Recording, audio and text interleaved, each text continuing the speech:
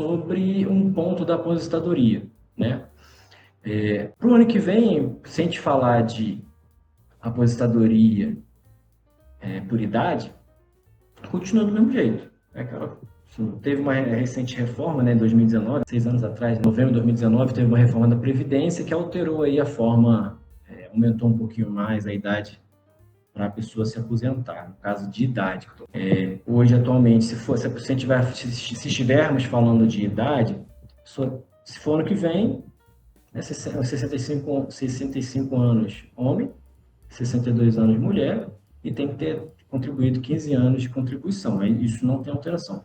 O que altera, por exemplo, é dentro da aposentadoria por tempo de contribuição. Tem o critério de idade também. A pessoa hoje precisa completar 65, um homem 65, mulher 62, e ter 35 anos de contribuição, 35 anos homem, 30 mulher. Só que tem algumas regras de transição. E aí é que entra algumas diferenças para o ano que vem, dentro dessas regras de transição. Esse tempo aí que uma pessoa trabalhou sem vínculo empregatício, ele, se não teve reconhecimento judicial, mas esqueceu de averbar esse tempo lá no INSS. Aí, quando vai lá fazer a aposentadoria, vê, peraí, tá faltando tempo aqui. Eu lembro quando teve negócio lá na justiça e tal. Aí, como é que faz? Não sei o quê. Como é que eu vou fazer com esse tempo para ser reconhecido? Aí é ideal fazer assim, um planejamento previdenciário, porque lá atrás, assim, se você visse isso antes, hoje a pessoa poderia estar aposentada. Seguido as orientações do advogado, o advogado já teria feito ali uma correção, né? Já teria averbado aquele tempo no INSS dela, e aí, quando ela fosse aposentar, ó, lindinho, ela estava lá, ó, papininho, o tempo lá, certinho, reconhecido. E aí, vamos supor, 2 anos, e aí, se a pessoa já tivesse feito, poderia aposentar.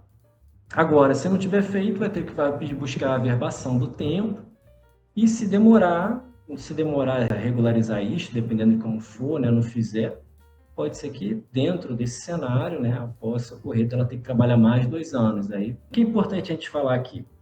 Muita gente não sabe que tem regras de transições. O que é regra de transição? Na nossa Constituição fala em direito adquirido. Né? Tudo aquilo que eu tenho constituído, já tenho um direito aqui constituído, ninguém tira mais de mim. Tem um direito reconhecido aqui, né? E não pode vir é claro, um direito legal, né? Podemos falar assim, não pode vir o Poder Judiciário ou uma legislação que mude e retirar aquele direito que eu tenho. É um direito adquirido, é meu. Um benefício que eu tenha, se eu ganho alguma coisa com aquilo, uma lei futura que me faça perder aquilo, eu não posso gerar essa perda. É o direito adquirido, a regra que está prevista na Constituição Federal. Então, por que eu estou falando sobre direito adquirido? Porque tem pessoas que, quando teve uma reforma na Previdência em 2019, já estavam prestes a se aposentar. Tinham pessoas ali que estavam, faltavam 2 meses, 3 meses, aí, pum, muda tudo. Aí, caramba, cara, a pessoa fica aquela desespero, nossa, falta 3 meses para me aposentar.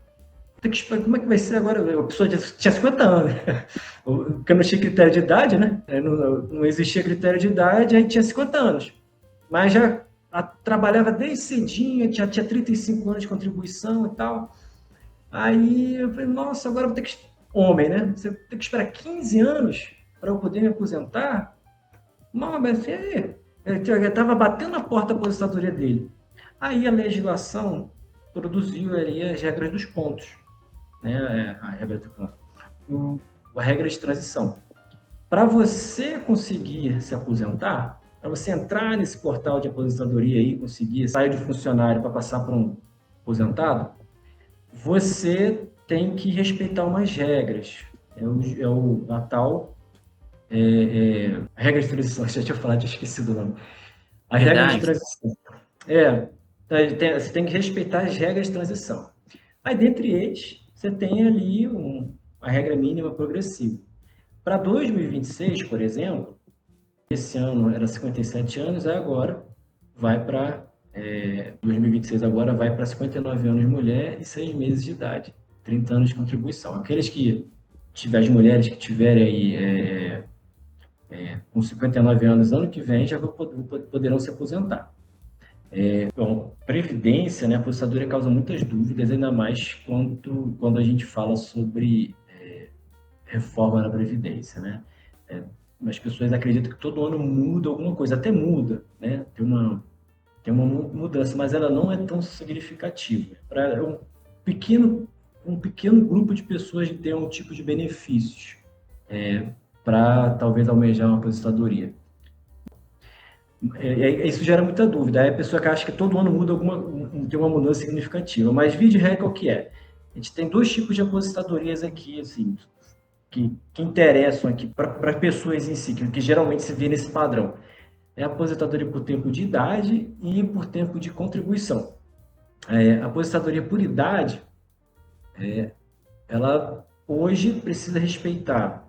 O homem tem que chegar aos 65 anos, 65 anos de idade e ter 15 anos de contribuição. Está ali pagando todo mês INSS, no caso ali, se eu não me engano, 150 meses, 180 meses de contribuição. Pagando certinho ali, dentro das datas previstas, de acordo com a categoria que você, né, trabalha, né? E ali você preenche ali uma aposentadoria mínima. Para homem, 65 anos e 15 anos de contribuição. Mulher, 62 anos e 15 anos de contribuição também.